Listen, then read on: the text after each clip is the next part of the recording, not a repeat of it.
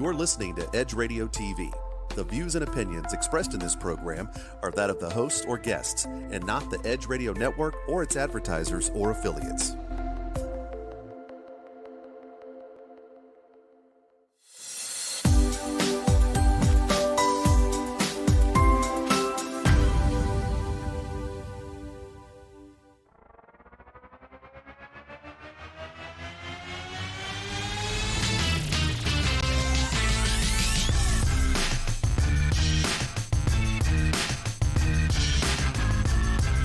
E.R.A.S.E is an organization. It's a movement.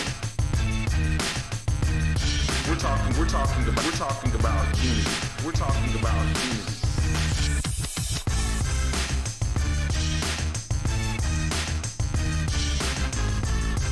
So we're aimed to taking down the system of race by educating, enlightening, informing, and positively debating with those who have counterviews.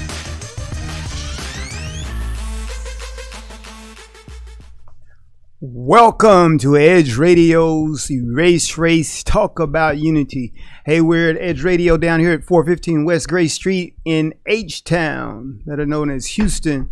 And we're just excited for our show today because we're going to talk about unity, but we're going to do it from a division viewpoint because we're going to talk about that contentious issue of race. Specifically today, our topic is policing race. And I'm honored to have two great guests who I'll be bringing into the show very quickly.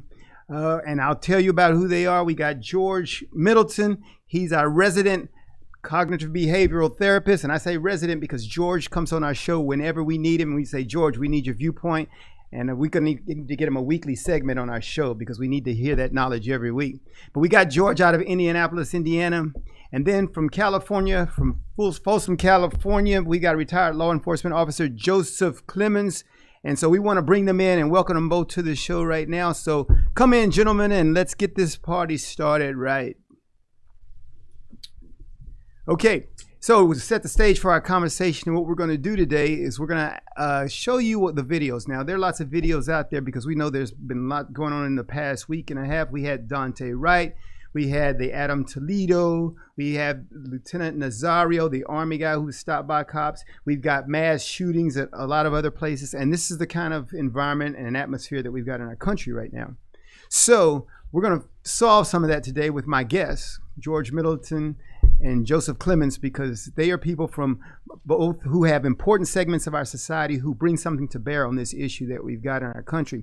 So we want to start out today with the first video, and we're going to look at that video. Everybody watch the video, and then we'll get some analysis from my guests. And so without any further ado, let's get to the first video. That's Dante Wright.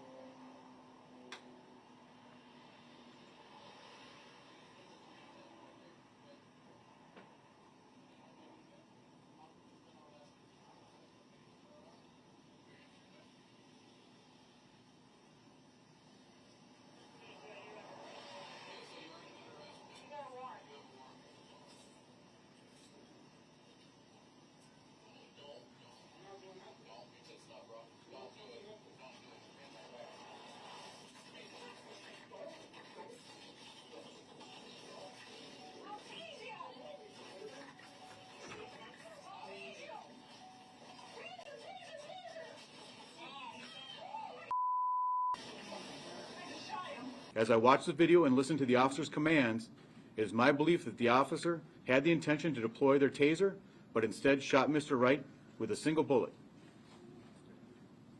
This appears to me, from what I viewed and the officer's reaction and distress immediately after, that this was an accidental discharge.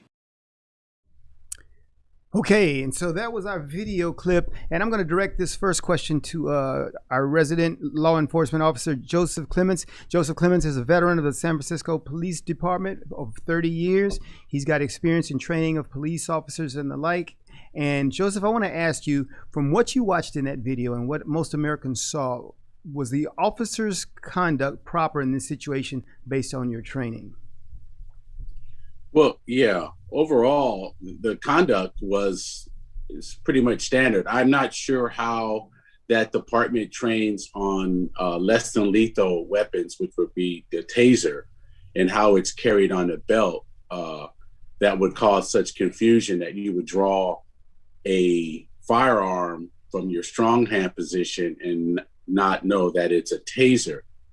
But as far as the procedures wise, there were a few things, I would have trained different, and I have trained differently. I would have removed the gentleman, Dante Wright? Mr. Wright. I would have moved him back to the back of his vehicle, away from the door, away from any avenue of escape, to minimize any type of resistance that may have occurred during an arrest procedure. Because if you listen to the video very carefully, I watched it several times, and listening to the audio, I could hear someone say he has a warrant. Again, maybe not want to alert the person that they have a warrant when they're standing right next to a car that they can easily jump into and escape. I also heard, "I'll tase you," I think maybe twice in the video.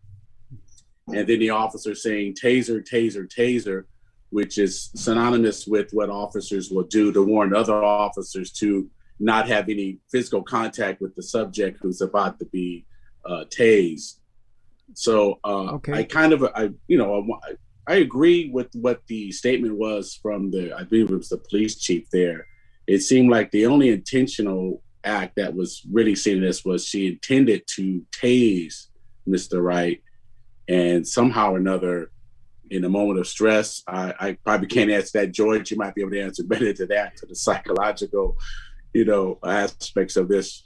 But somehow or another drew her firearm in a single shot, which unfortunately took the life of Mr. Let me ask you about that, because our first question is, if you move the suspect around to the rear of the car, and if he still resists, how should an officer respond to that? Let's say he breaks away, he's at the rear of the car, he breaks away, and he does in fact still run towards the car door. What is the officer trained to do?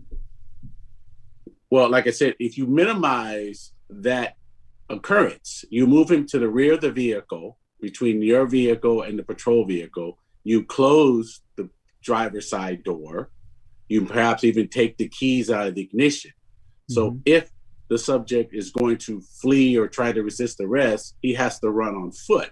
You've eliminated him a quick avenue of escape and avoiding a high-speed chase. And secondly, if he's on foot, what are the police officers, what would their response be? Would they say, well, he's running away, I'm going to let him go, or would they pursue? What would they do in that situation? No, you would pursue him. He has an active warrant that you have been, I guess, notified through your radio that he has an active warrant. So you don't have a duty to back down because he's running. You pursue him and facilitate the arrest. Like I said, I can't speak to what their policy is as far as when you can deploy a taser. San Francisco Police Department does not have tasers, so we've never trained in them. The only training I've seen has been from other departments and their training films, when at one time we were discussing possibly obtaining tasers for SFPD. Did they have any other less than lethal means other than tasers, San Francisco? Yes, we have less than lethal. We have the less than lethal rubber round that could be shot from a shotgun, regular shotgun. We have pepper spray. We have our batons, a 28-inch baton. So we have less than lethal options, and every department does. And there's an escalation of force in which all departments pretty much have throughout the nation. It's not that you have to go from 1 to 2 to 3 to 4. You go to whatever the situation dictates. Okay. In this case, it seemed like Mr. Wright was being handcuffed at one point, but then the one officer that was handcuffing him seemed to relax his grip and seemed to be putting away his handcuffs when another hand came in. And that's when Mr. Wright, I guess, saw the opportunity that he could break away, get in the car and drive away from the police.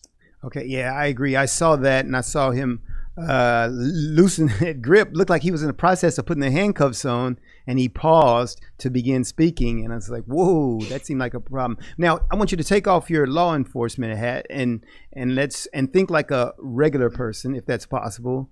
And because I've heard some people say that the officer did this intentionally. There's a narrative out there that says she did this intentionally. So, what would be your personal view? If you're not law enforcement, you're just a guy who watched the video. What would be your view on what you saw in the video? How would you assess it? I would assess it as if this is a veteran officer, how did she confuse her handgun, her sidearm, with a plastic, taser? The weight, the construction, the feel of it just feels completely different in your hand. And I think that's a narrative I've heard from my friends and family that are not law enforcement. They've called me and asked me, how could that happen? How does that happen? And all I can say is under stress, you perhaps not, maybe there's no training involved in the taser with this department. I'm not sure how often they train with deploying and drawing that taser out, that they would develop the muscle memory, and the cognitive ability to pull that out and know that they're reaching in a different part of their duty belt for a different type of weapon. Okay. And so I'm going to turn to you, George, now and talk to you about this, because he was alluding to you earlier about the mindset that could go into some of these things when they happen. Specifically concerning our idea, we're talking about policing this idea of race. And so I want to kind of set the stage, and we're probably going to take a break here, George. So think about this while we're over the break, and we'll be back after the commercial. But I want to think about what is leading to what we think is a rash of these types of shootings. Is this something that's always been there? Maybe Joseph can come in on this. Is this something that has been happening in the past 30 years that was not getting as much visibility? And what is the mindset? Is there something in our psyche these days that makes this more frequent and happening more often? So we're going to take a break right quick, George, and when we come back, we'll get your answer to that, and maybe Joseph will weigh in. So we'll see you when we come back on Talk About Unity.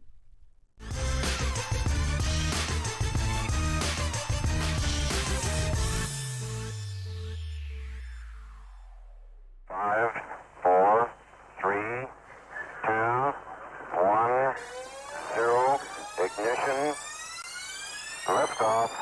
Don't push me because I'm close to the edge. I'm trying not to lose my head. Hey, this is the Talk About Unity show where I bring the talk. And I bring the unity. And together we talk about unity. Unity is what matters. Come on. And right now in our country, that's what we've got to do. So we do that here at Talk About Unity on the Edge Radio Network. Be with us every week. It's going to be awesome. It always is. And I tell you what, the more we seek first to understand, then be understood, we make progress. And we like to do that. And that's why everybody's on the brink. We love what we do at Edge Radio because everybody's on the edge. We bring them back from the edge and we bring the unity. So we're just glad. Edge Radio Network every Tuesday morning, 10 a.m. Talk About Unity, because here at Edge Radio Network, truth still matters.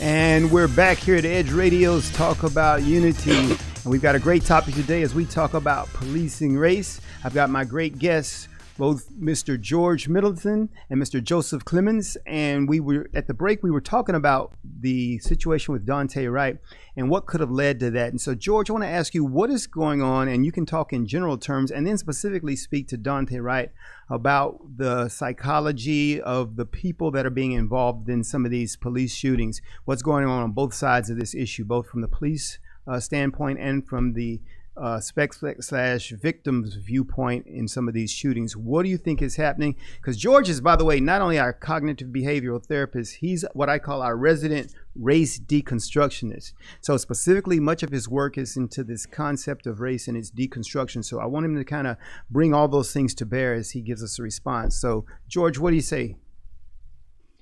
Yes, thanks for letting the audience know that that is my perspective. Everything I say may sound crazy to the average layperson. However, I'm coming from a perspective of mental health and race ideology, and that is a very important factor in everything we're discussing when addressing policing and race. And the question that you asked before the commercial break was framed as these rash of shootings or rash of killings. And statistically, it's not a rash. It's not an uptick. It's not an increase. It's just a reveal into the daily, regular behaviors and practices that occur across the country. The only thing that's increased right now is in the advent of George Floyd, more awareness has been brought to this in terms of how do we stop this madness? How do we stop this repetition or repeating outcomes? So with regard to Daunte Wright, I would say that the outcome of this event was statistically inevitable, generally predetermined based on the racial identities of all of the participants involved. So you've got to factor in how the officer sees the suspect from a racial perspective, how the suspect may see the officers from a racial perspective, and then what usually is the revealer of the truth of those perceptions is when all parties are in an adverse or stressful situation. At that point, everything is happening on a subconscious level. It's not a conscious level. No one is consciously saying anything from a racial perspective, but those racial beliefs based on their racial identities come into play. Well, let me ask you this, George. So, because you're saying all these racial identities, and so it's almost like you're saying there's a subculture, even if you don't just say a culture, but this subculture of race ideology that pervades everything. And so when circumstances or situations happen, then that subculture is manifested and comes alive. And so is that different than saying that this same incident could happen in another community and it doesn't bring that subculture alive because those, I guess you say those identities are not amplified or they're not, brought to life? Because if it happens to let's say a quote unquote white police officer against a white suspect, you don't activate that subculture, and it's through the activation of that subculture. And what I'm asking is whether that is real or not, it just brings that alive. Is that what's going on? What do we have? I would respectfully rephrase the word subculture and change it from subculture to subconscious. Mm-hmm. And it's a subconscious belief in our culture. And that often is what is driving all of our behaviors. Same event, different outcomes, or CEDO for short. And that refers to, this is researched and valid, that for whatever, and you can put this in any systemic aspect, whether it's housing and loans, discipline in the education system, sentencing issues, arrests, same infraction, same identical circumstances. In their streets, in their neighborhoods, without fear, without feeling like society is on the edge. Let's bring them back. Edge Radio, because truth still matters.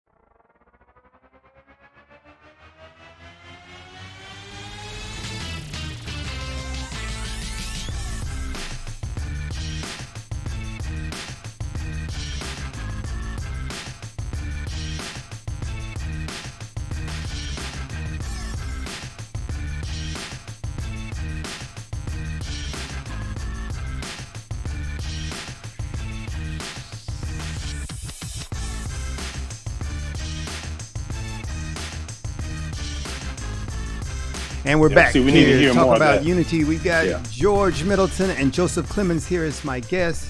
And I was just telling super producer Vince how I like that music. So I like how he had that music faded in, gets us in the groove. And I see George. George is a music aficionado and a musician himself. And he does some amazing things musically. And, you know, I'm amazed, George, and this is off the topic. This is not even part of the show. But, you know, I watched that movie Green Book. And I was thinking about how this musician toured the country and he had this greater cause. And it was almost like this cause that you're doing. He did it a different way, but it's this cause. And so I'm wondering, what is that connection between music and this social cause element that's in people who do music? Is there something you can tell us about that quickly? Because this is off topic. Yes, real quick. I'll try to do it in 30 seconds. Music is an expression of its culture. It's an expression of the experiences of that culture. And once I learned that I could appreciate music from every source at that point, whereas before I was more superficial about it, now I look deeper because I want to understand what is the experience of that culture. And it is any movement that you do is more powerful when you create an emotion behind it. And music is an excellent emotion context builder. So to really effectively drive a message, positively or negatively, because a lot of the music and arts psychological perspectives are being used against us in a manipulative fashion, can be used in a positive fashion to create more positive outcomes. Great. Good info. Yeah. All right. That's a Can bonus. I get That wasn't 15 part of the seconds show. of that? Go ahead, also? Joseph. And George is absolutely correct, because when you look at any conquering of a different culture, the first thing the conquerors do is eliminate art and culture.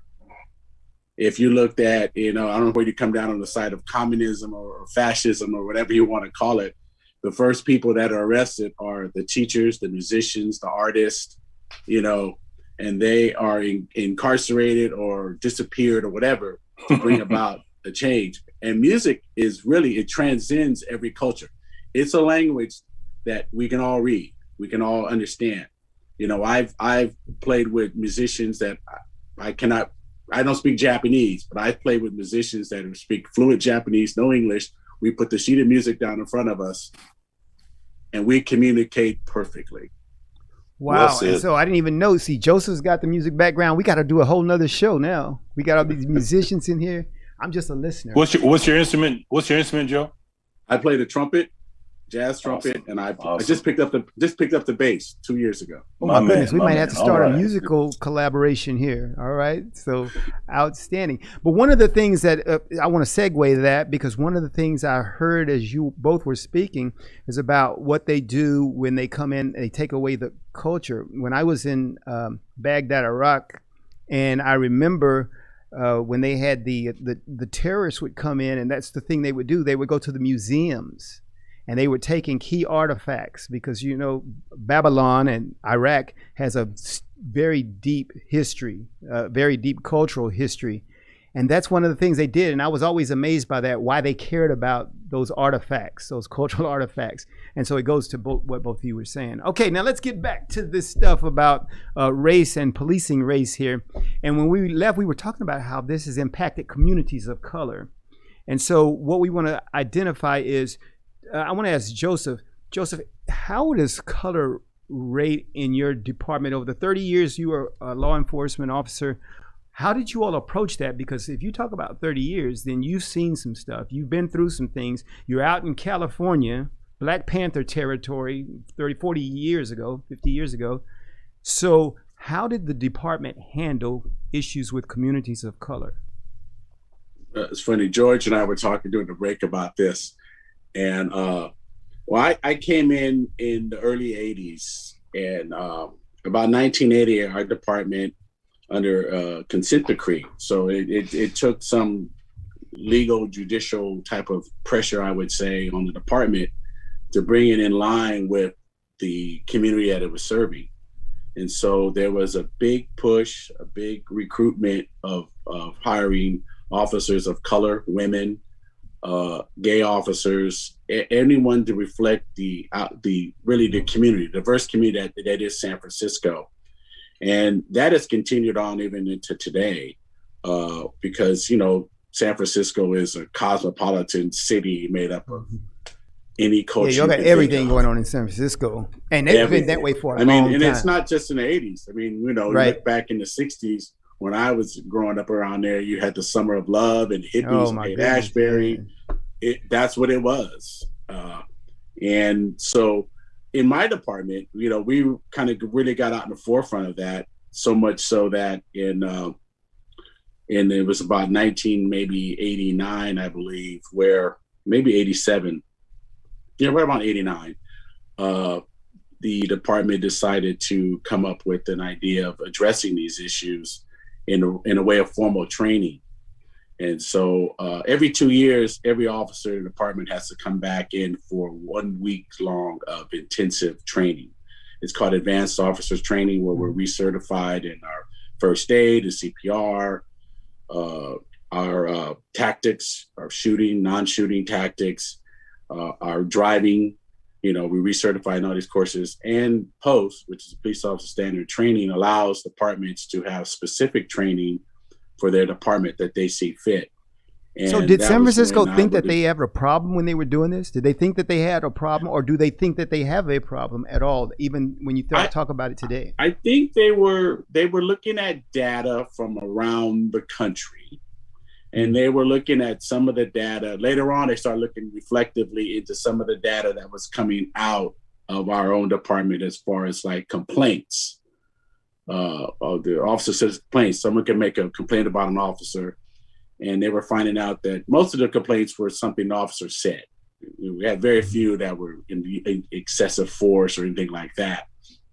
That would lead to a criminal investigation. But we were just kind of getting out in the forefront. You want to step out ahead. You saw what was happening in other departments. We saw lawsuits.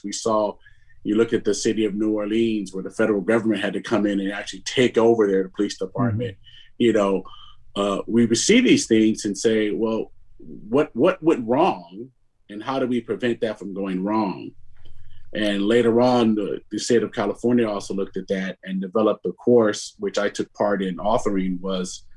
It's called Issues and Impact of Racial Profiling versus Criminal Profiling. And well, let me ask George a question about that, because you made the point that San Francisco was on the edge, kind of looking at other departments around the country, trying to stay ahead. George, does that mean that we could actually be taking our leads from the major cities and what's happening there, and we just kind of spread that? So if it's good or bad, because is that what really could be happening? That we take that subconsciousness that's happening in one particular city and we transmit that to other areas of the country based on the methodology that Joseph just talked about? As it refers to race, I'm sure it's inevitable that if there is a perception of an initiative that has some validity to it, then other departments, other states will want to pick it up. However, what we're still finding is that regardless of the initiatives, the outcomes have not changed. And so we often feel that the creation of the initiative is the solution, and then leave it there and say, well, we've got this program, so we're good. But no one stops to really look at, well, why aren't the outcomes changing? So 2021 is now the time for us to say, okay, let's not just create another initiative. Let's just not do the same thing over and over and over. Let's actually address the outcomes. And in order to do that, you're going to have to really be willing to challenge the way we are thinking. And is the fact that maybe Miami, Florida is not like Lincoln, Nebraska. And so when we take these things, how do we, you can go ahead and respond to that, Joseph, or what you were going to say, but I'm thinking. Yeah, what I was going to say is I want to make it clear. It's not like when this program was initially rolled out in San Francisco that it was met with open arms and we were all singing Kumbaya in the classroom. As Joyce said, this is very raw. A lot of paradigms were shattered, and as you know, the psyche does not like its paradigms being broken, right? Because that reflects on a self-failure upon yourself, and we protect ourselves. Our psyche protects ourselves, and I had officers that I worked with for many years. When one of the questions were, and without putting your name on a piece of paper, is when you hear the term racial profiling, what do you think? And I would get in some classes, 40% of the officers right in the back, that it's something that's made up by people who don't want to go to jail. It doesn't exist. It's a made up, pseudo psychology, and these are people that I worked with, and I didn't get angry. I just realized that if you're not exposed to something, then your paradigm and your life does not see this. You cannot really accept that it exists. An example I gave the class was, years ago, some anthropologists came across a tribe of people in the Amazon that were pretty much devoid of all modern technology. And they started to reintroduce things into the culture. And one of the things they were bringing was ice cream. And they told them about this treat, this ice cream. And one of the shamans, dismissed it and told the people, these people are lying. There's no such thing that exists like this. Now, was the shaman wrong? Or was he basing what he had to say, his opinion, on his paradigm and his experience of life? He's never seen ice cream. So that kind of leads to, like you said, you can roll out as much training as you like to, as George said, but if the subconscious believes what it wants to believe, in its psyche form, you're shattering paradigms of people, and people were very resistant to having their paradigm shifted. All right, George, I want you to respond. We got 30 seconds before we go to commercial break, but I know that's your area, so I want you to respond 30 seconds, and we got to go to commercial break. So something as simple as communities of color, that is a racially based label. It's the first component of the predictability of the outcomes that we're discussing today. Labels like communities of color and peoples of color are racial-based labels. Racial-based labels come with race-based beliefs. Otherwise, what's the purpose of the label, right? Yes. So until we hit the root, because what we're doing, even in these initiatives, is we're taking the elements of the problem and using those elements in order to solve the problem, when it's the elements that are the problem. So the solution has to be free of all racially based elements. Otherwise, you're going to have a race-based outcome. Outstanding. And Thanks. statistics support that. This is our last commercial break. We're going to come back and we're going to finish up. We've got to talk about the Derek Chauvin trial and how all these things we've talked about come to bear. So we're going to do that as soon as we come back from this break. On Talk About Unity.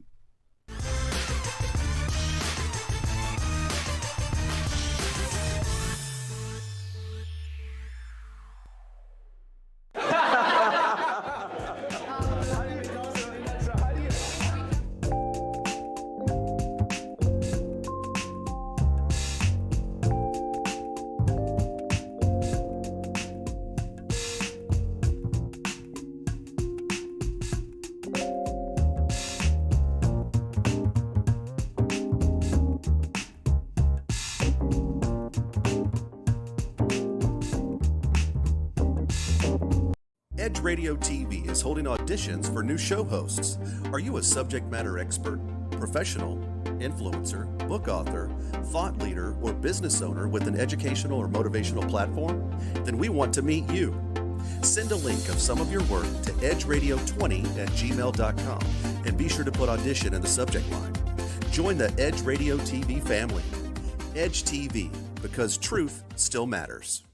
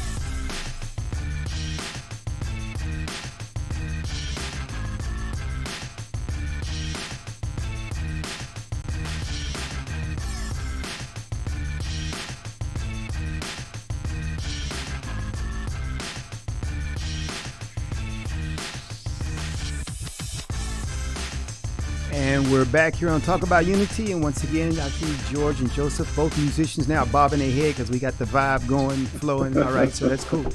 All right, but hey, we're in the final segment of our show today, and we've talked about policing race and how race comes to bear in our policing efforts across the country. I've got retired law enforcement officer here, Mr. Joseph Clemens from San Francisco Police Department. And we've got cognitive behavioral therapist George Middleton from Indianapolis, Indiana, our resident race deconstructionist. And so let's go to the Derek Chauvin trial. Everybody's aware that the jury is now deliberating. It's been placed in their hands. And of course, some of that may be intersected by the fact that you've got some politicians making statements that could cause the trial to be appealed immediately. So we got that happening. But without regards to that, let's think about the fact that the juries are now deliberating. And I'm just going to ask you that question, Joseph. I'm going to ask you both this question. What should be the verdict and why? So just, give us a little bit of that. What should be the verdict and why? We'll start with you, Joseph. Well, I read over the three charges that the jury can consider: second degree unintentional murder, third degree murder, and second degree manslaughter. Like I said, penal code sections are different in different states and everything like that. But looking over the elements, I think a third degree murder charge will be conveyed by the jury maybe in the next 2 days when they look over all the evidence. Okay. And George. That is, I cannot give you any other version of an answer to that question that I'm going to give you now, and it may not be satisfactory for what you're asking.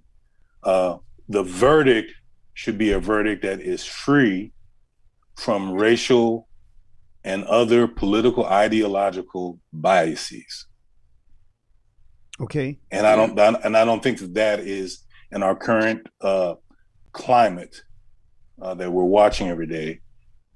Either way, it will not be free of that, and it will not solve the overall issue that we're facing.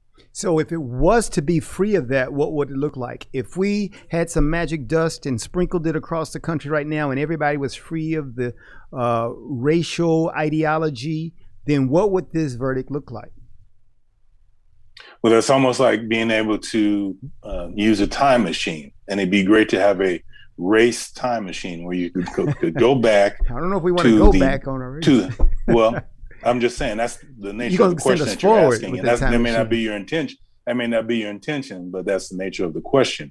To be able to go back to the original date that race ideology was created, and that would scientifically eliminate all racial-based behaviors and activities that are tearing our community up right now. So that's what we're So trying to I'm- do, right? That's what we're trying to do going forward.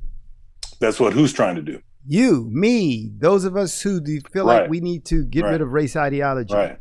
Yeah. And the reason I'm answering that way is because we're looking for that one tangible court decision or that one tangible action or behavior that says, okay, problem solved. That's not here. We have to actually go back to the beginning in order to deconstruct this issue in order to impact our ability to go forward. And so that's true. Okay, go ahead, Joseph. No, I was gonna say that's true because you're asking 12 people to put aside something that, we're, like you said, we're trying to eliminate in society now. To just wave a magic wand and have it go away is very difficult. It's an astronomical task. Like I said, I base mine, if I was just a computer looking at just the elements of what happened and what I saw in the video, I think third-degree murder is the logical choice. It's a logical outcome to the situation. But you are dealing with 12 people, 12 psyches, 12 paradigms, which are all completely different. And there's no way that race is not played. There's no way that I don't think the jurors could sit in there and not wonder, if we acquit this guy, what's going to happen to the city of Minnesota? Minneapolis. Mm-hmm. Right. What's going to happen? I think that plays into a lot of decisions now that are being made. And George, you hit it on the nail. It was always when watching news, George Floyd, a black man. Right. Andrea Wright, a black, Breonna Taylor. So could they have fixed that though, Joseph? Could the judge have fixed that by saying, number one, I'm going to sequester the jury and not allow them access to any of this stuff? Because you have Maxine Waters out there saying if they get to they don't return a guilty verdict, then there needs to be more confrontation. You got these things happening. So could the judge have done something about that? You can sequester, I think, all you want. But like George said earlier, you can't sequester that Chauvin is white and George Floyd was black. Yeah. Justice is blind. So that judge, when he gave the jurors, before he sent them to deliberate, he said, hey, make sure that you get rid of your biases and do all these things and make the right decision. He's asking them to do something impossible, is what you're saying. So here's the thing. Here's the thing about bias. And this is for everybody.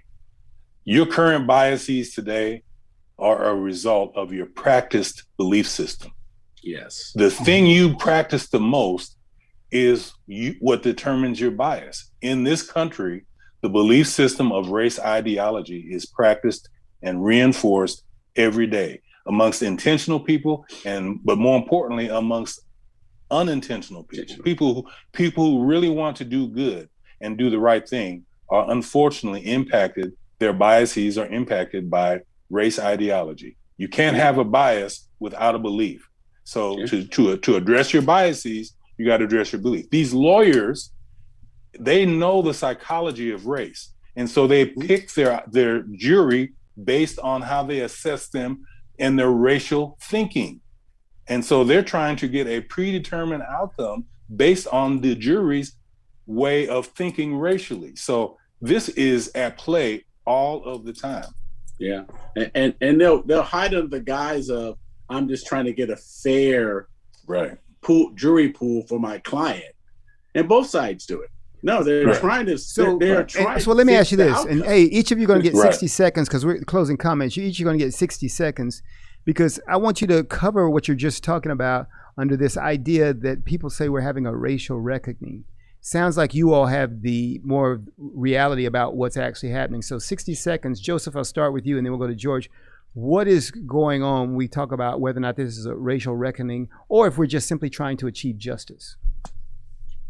Well, here's my 60 seconds, my closing statements, as you might say.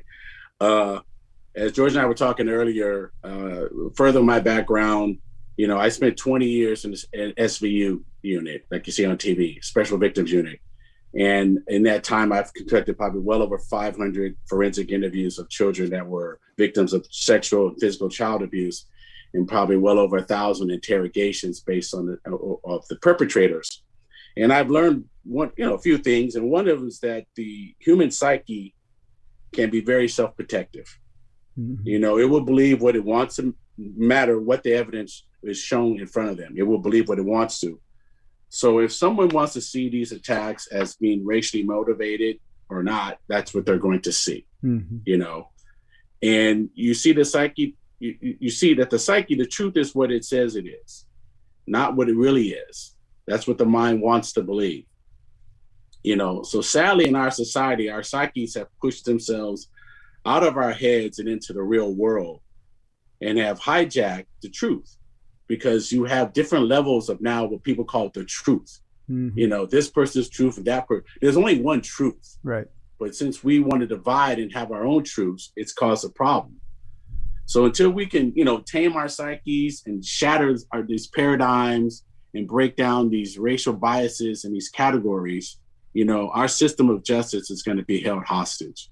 Outstanding. Hey, Joseph, appreciate that. You sound like you've been working with George Middleton. So, George, give me your 60 seconds. Let's go.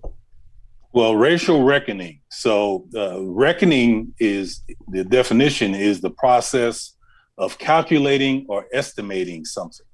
So, as it refers to race, we're trying to calculate something that is incalculable, other than the systemic statistical damages that the impact that race is having.